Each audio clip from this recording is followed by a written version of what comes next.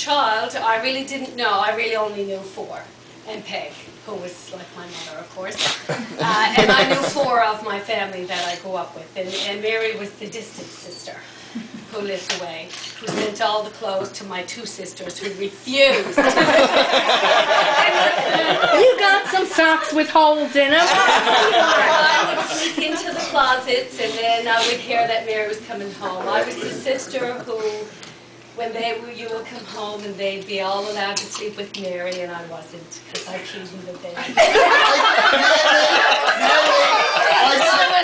I slept with her.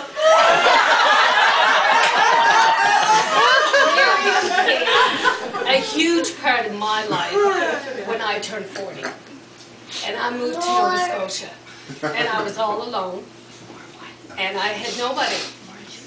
But Mary made my life for these last 8 years the best years of my life. I moved to Nova Scotia, and she would come. The first year I moved here, she came and stayed with me all the time. She made my Christmases for the last 8 years have just been phenomenal, because Mary was the biggest part of my Christmas. My children, I can't even imagine. I know that Deanna wouldn't be who she is today without Mary.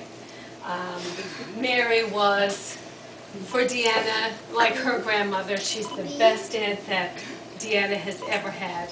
Both my children, Lenny, Michael, they all think of Mary. She's the biggest part of our family.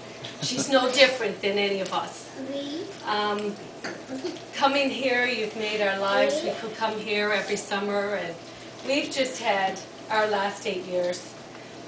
You've brought a lot of peace to our family. You've brought wisdom, and more wisdom than I could ever imagine. I've learned so much in the last 8 years just by getting to know you, and it's been the best 8 years of my life. And I think mine too.